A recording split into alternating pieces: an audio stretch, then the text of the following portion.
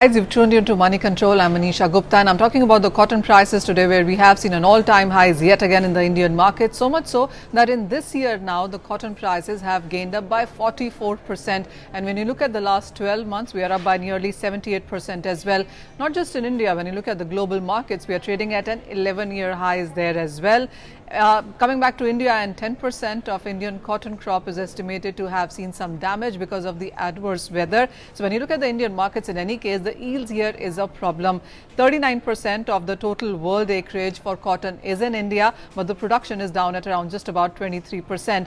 But when you look at cotton, with the kind of run-up that we've seen in prices, the government has taken notice of it as well. We've seen 10% of import duty waived off until 30th of September, but that clearly hasn't had much of an impact on the prices. The USDA says that the India could import 14 lakh bales versus 10.8 lakh bales a year ago. Those contracts are still coming in, but the prices continue to be on the higher side here. Well, the run-up in the cotton prices also is because of a short covering.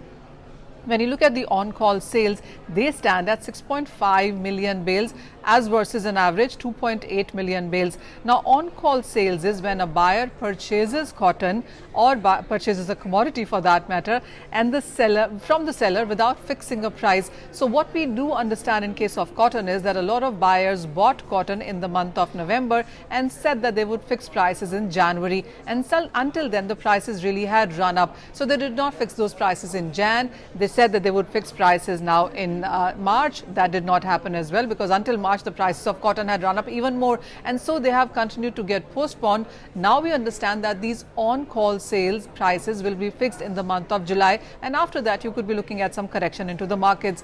Well, the impact on the industry has been quite huge. We do understand that some smaller cotton or textile industries have seen a shutdown. They've cut onto them hours as well. Industry, we understand in India especially, has just about 2.5 to 3 months of a cotton inventory as compared to 4 to 5 months an average as they usually keep. The government, as I said, has already allowed free imports of cotton. That should ease the supply concerns a bit, but the markets do believe that that cotton is yet to come into the markets as well.